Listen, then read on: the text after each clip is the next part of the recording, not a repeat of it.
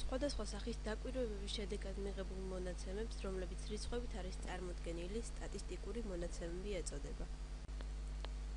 ეს მონაცემები შეიძლება ეხებოდეს თითქმის ყველაფერს, რაც დაკვირვების საგანი შეიძლება იყოს.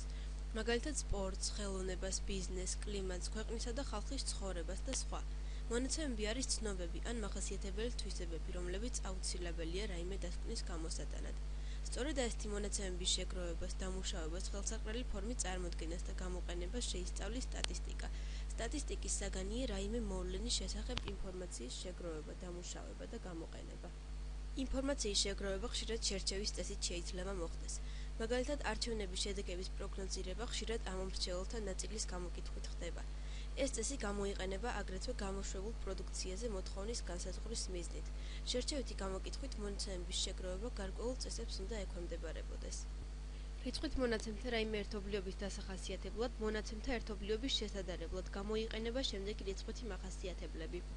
პირველია სიხშირე. სტათა მოცემულ სერიალში რაღაც მოვლენის მოხდენათა რაოდენობა. მეორე, ფარდობითი სიხშირე. მოვლენის სიხშირის შეფარდება ცდათა რაოდენობასთან. მესამე, დიაპაზონი. იგივე გაბნევის დიაპაზონი ან განი. რიცხვით მონაცემთა ერთობლიობაში უდიდეს და უმცირეს რიცხვებს შორის სხვაობა.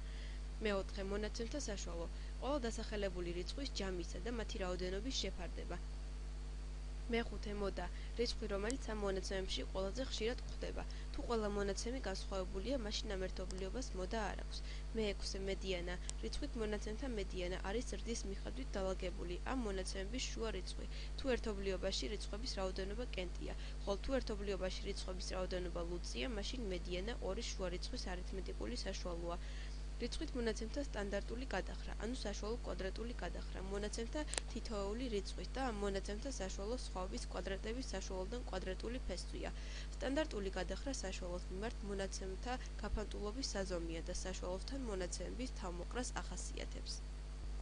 შედეგების წილად ჩაწერისა და შემდგომ თვალსაჩინო წარმოდგენის მიზნით მონაცემთა წარმოდგენის მარტივი ხერხი გამოიყენება, რაც დაკვირვებული მნიშვნელობების ზრდის მიხედვით დალაგებითაა წარმოდგენილი. ასეთ მიმდევრობას ვარიაციული მწკრივი ეწოდება.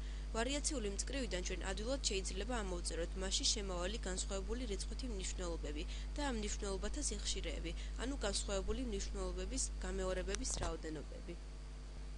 სტატისტიკური მონაცემების თვალსაჩინო წარმოდგენისათვის გამოიყენება სხვადასხვა ხერხი: წერტილოვანი, ხაზოვანი, იგივე პოლიგონი, სვეტოვანი, ჰორიზონტალური ან ვერტიკალური და წრიული დიაგრამები.